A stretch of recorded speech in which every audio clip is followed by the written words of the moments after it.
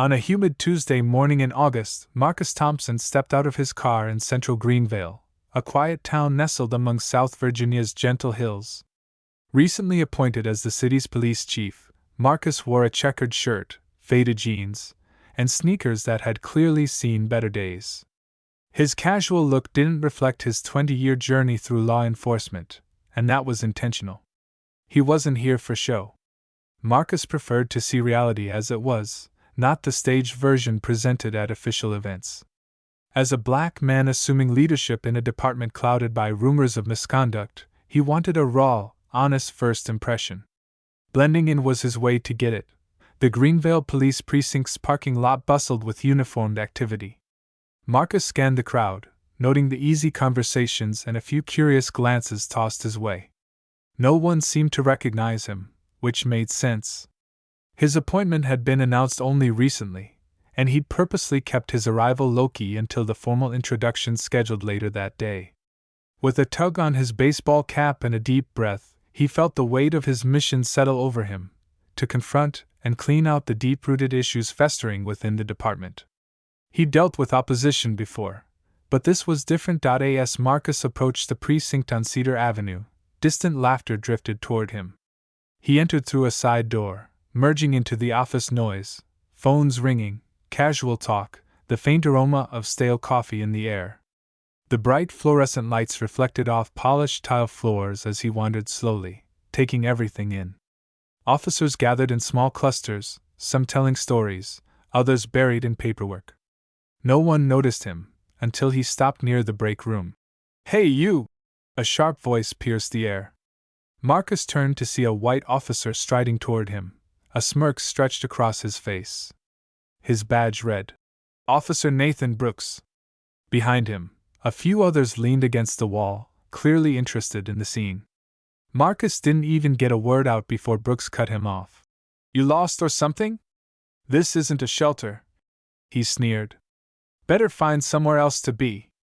The insult hit hard, but Marcus stood still, weighing whether to respond or let the situation play out. Brooks didn't wait. He stepped closer, raising his voice. "You deaf? I said get out. We don't want people like you hanging around here." Laughter erupted from the other officers. Marcus clenched his jaw as his pulse quickened. He opened his mouth to speak, but before he could, Brooks leaned in and spat directly in his face. Everything seemed to freeze. Marcus's breath caught as warm spit slid down his cheek. Around him, the laughter intensified. Officer David Larson slammed his hand on a desk, laughing uncontrollably, while Officer Emily Carter muttered something about putting people in their place. Though furious, Marcus remained composed. He calmly pulled a handkerchief from his pocket and wiped his face with steady hands. "Is this how visitors are treated here?" he asked, his voice low but unwavering. Brooks shrugged, the smirk not leaving his face. "Only the ones who don't belong." The others chuckled again, but Marcus didn't respond. He simply turned and walked down the corridor toward the main office. Just then, the intercom crackled, summoning all staff to the briefing room. It was time. On the second floor, the briefing room buzzed with casual chatter. Officers trickled in with coffee cups, swapping jokes. Marcus entered discreetly through a side door, now carrying a folder stamped with the precinct's seal. He stood off to the side, surveying the room. Some officers still chuckled from earlier. At the front, Captain William Foster, a stocky man with a silver-streaked mustache, called the room to order. "Okay, settle down," he said. "We've got someone important to introduce." The room quieted. Brooks leaned against a wall, arms crossed, still grinning smugly. Captain Foster cleared his throat. "As you all know, Chief Grayson retired last month. Today, we welcome his successor, a man with a distinguished record and a clear vision for our department." Marcus stepped forward with a calm, deliberate pace. The chatter stopped. All eyes turned to him as he approached the podium. He placed the folder on the lectern and scanned the room slowly, his calm demeanor intensifying the sudden silence. Brooks's grin faded, his face draining of color as realization hit. Murmurs spread, and nervous glances bounced around the room. "Good morning," Marcus said evenly. I'm Marcus Thompson. As of today, I'm your new chief of police. The room was gripped by silence. Brooks's face flushed crimson, his earlier swagger gone in an instant. Marcus's eyes lingered on him just a moment longer before sweeping across the room. I came in undercover this morning, Marcus began, his voice steady. Not out of distrust, but to see things without filters or facades. What I found was revealing. A few whispers stirred, but Marcus lifted a hand, commanding quiet. Even in the short time I've been here, I've seen conduct that goes beyond mere unprofessionalism. It's unacceptable. Let me be clear, the toxic culture that's taken root here ends today. You could feel the tension tighten. Brooks shifted in his seat, avoiding Marcus's gaze. Taking a step closer to the edge of the podium, Marcus's tone sharpened. Respect isn't optional. It's the bedrock of our duty. Without it, we don't just let each other down, we fail our community. He let that hang in the air, heavy and undeniable. Some of you thought you were putting a nobody in his place this morning. But let me remind you, every person who walks into this precinct, whether in uniform or not, deserves dignity. The words landed hard. No one moved. No one spoke. Marcus stood firm, his presence filling every corner of the room. Brooks looked visibly uneasy now, beads of sweat lining his brow, but Marcus pressed on. I know change isn't easy, he said with clarity. But hear this, no form of disrespect or discrimination will be tolerated, toward anyone. Then, stepping away from the podium, Marcus made his way toward the crowd. Officer Nathan Brooks, he said firmly, stopping just short of the man. Brooks stiffened, his earlier confidence crumbling. When you spat on me, it wasn't just me you disrespected, Marcus said, his voice low but searing. You disrespected this badge, this department, and the community we are sworn to serve. Brooks stumbled over his words.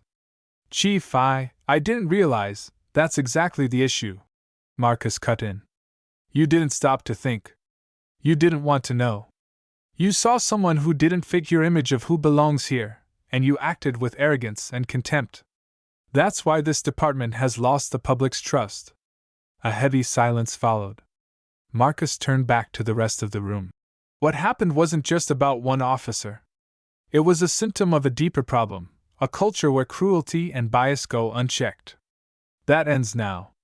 Returning to the podium, his voice gained force.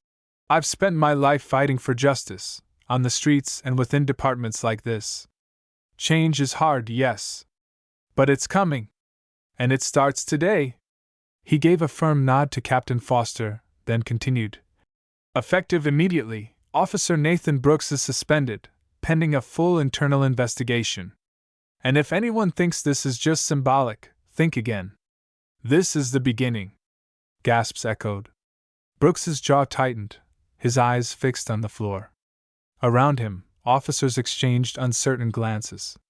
But Marcus remained composed. This isn't about revenge, he added. It's about setting a new standard. If that makes anyone uncomfortable, then ask yourself why.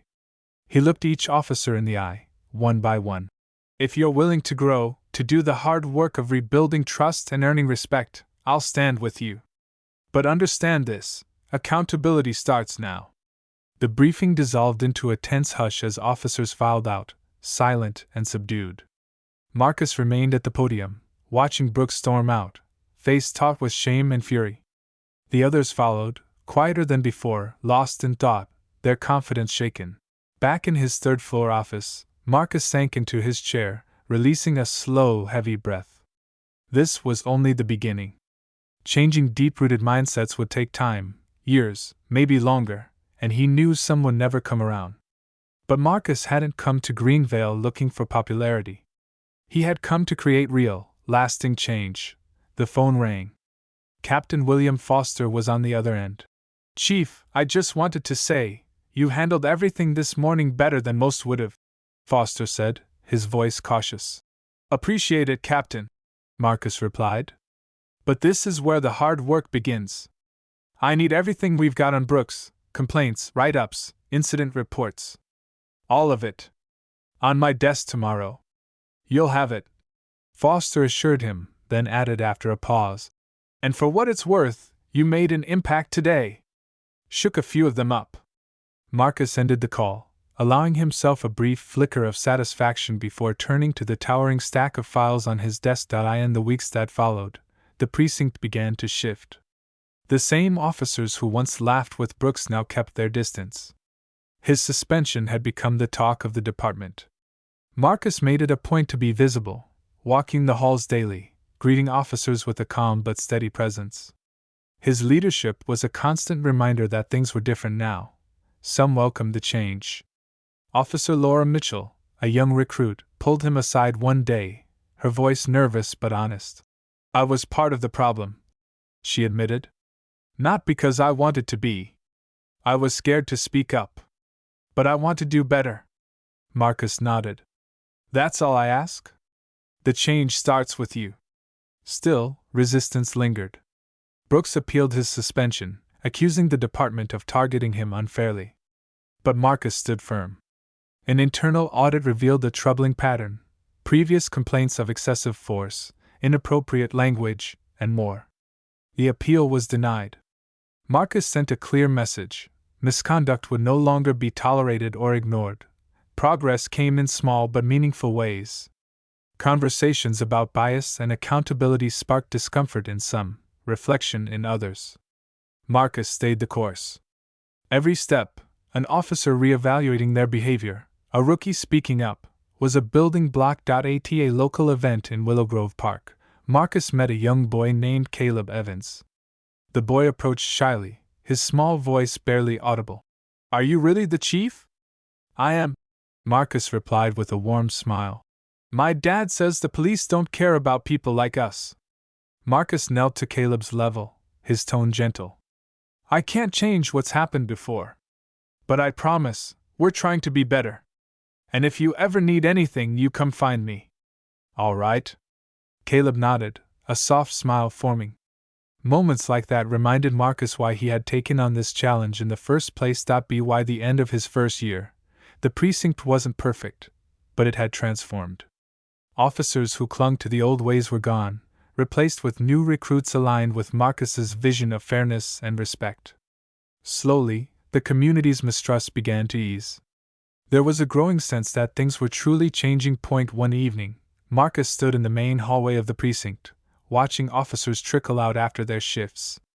Laughter echoed through the space, authentic and inclusive this time, not at someone else's expense. For the first time in a long while, Marcus felt real hope. The work was far from over, but it was worth every ounce of effort. Real change was never easy, but it was always worth it.